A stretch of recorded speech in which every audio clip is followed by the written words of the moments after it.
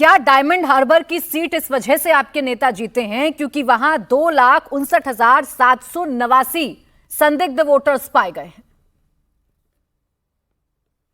प्राची जी, सबसे पहले मैं सबको यहाँ पे नमस्कार करता हूँ और मैं बता दूं कि आपके पैनल पे मैं ये भगवा कुर्ता इसलिए पहन के आया हूँ क्योंकि मैं जिस प्रांत से आता हूँ वहां के बंगालियों को जो है भाजपा सरकार उसको हिंदू नहीं मानती। इसलिए मुझे साबित करना पड़ता है कि मैं भी हिंदू हूँ। दूसरी बात, ये जो आप काली पट्टी जो यहाँ पे साइड में देख रहे हैं, ये उन बंगालियों की तरफ से है जो कि अमित मालवीय जी ने जो ये कहा है ना कि जो बंगला को वो कोई भाषा नहीं मानते हैं, वो भारतीय भाषा के हिसाब से नहीं एक्सेप्ट करते हैं, और बंगालियों को तो खैर वो हिंदू भी नहीं मानते। ये तो बहुत पुरानी बात चली आ रही है। किसी ने नहीं बोला है, इसीलिए काली पट्टी का प्रतीक बना बना यहाँ पर बैठा रहेगा। हमारे लिए बंगाल के लोग भगवान है। ना ना नहीं, आप हमारे नेता के बारे में बोलने का अधिकार है या भाजपा के लोगों को बोलने का अधिकार है? नहीं, आप हमारे नेता के बारे में फेक न्यूज़ नहीं फैला सकते। बंगाल हमारे लिए, बंगाली हमारे लिए भगवान है और बांग्ला भाषा हमारे लिए सम्मान का विषय है। मैं हर प्रधान का प्रणाम करता हूँ, गलत नहीं बोले आप। प्रदीप भंडारी जी रुक जाइए। आप शुभांकर भट्टाचार्य जी, शुभांकर भट्टाचार्य जिस टॉपिक पर बात करने आए उस टॉपिक पर तो आप लोग बात करते हैं नहीं, फिर नसीहत देने लगते हैं कि आपको अपना शो कैसे करना है कैसे नहीं करना है। कृपया करके अपनी राजनीति करिए, मुझे मेरा शो करने दीजिए, मुझे मेरा काम करने दीजिए। अच्छा नहीं लगेगा ना कि मैं आपको बताऊं कि आपको कैसे राजनेता बनना है, कैसे अपनी पार्टी की बात रखना है, कौन से टॉपिक पर क्या कहना है। अच्छा नहीं लगेगा ना आपको, तो मेरा काम मुझे करने दीजिए, आप अपना काम कीजिए। अब बताइए, क्या आपके नेता डायमंड हार्बर में इस वजह से जीत गए क्योंकि वहां 2,59,789 संदिग्ध वोटर्स हैं?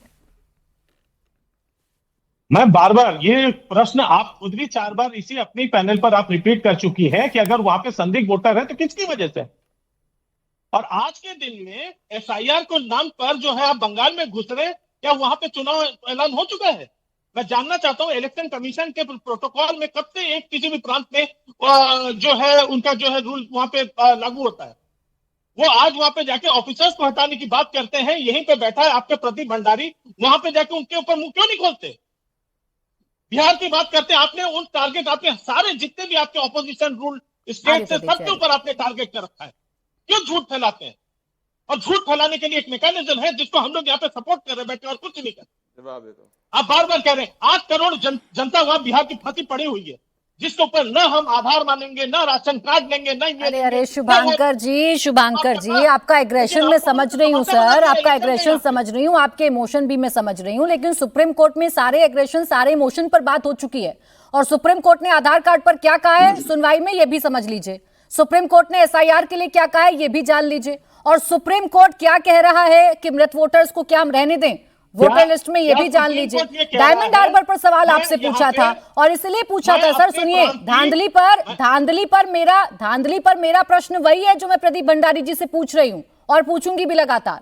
लेकिन आप लोगों ने कहा था ना कि चुनाव आयोग इनकी मदद करता है, इनको चुनाव जिताता है, तो यहां बताइए, यहां तो आपके नेताओं को जिता दिया। ये बड़ा अजब सा खेल हो रहा है, कहीं आपके नेता को जिता रहे हैं, कहीं प्रदीप भंडारी जी के नेता को जिता रहे हैं, अरविंद वाजपेयी जी जिता दिया। तो प्राची जी, मेरे ख्याल से मैं आपकी थोड़ी सी याददाश्त आपकी साफ कर दूं।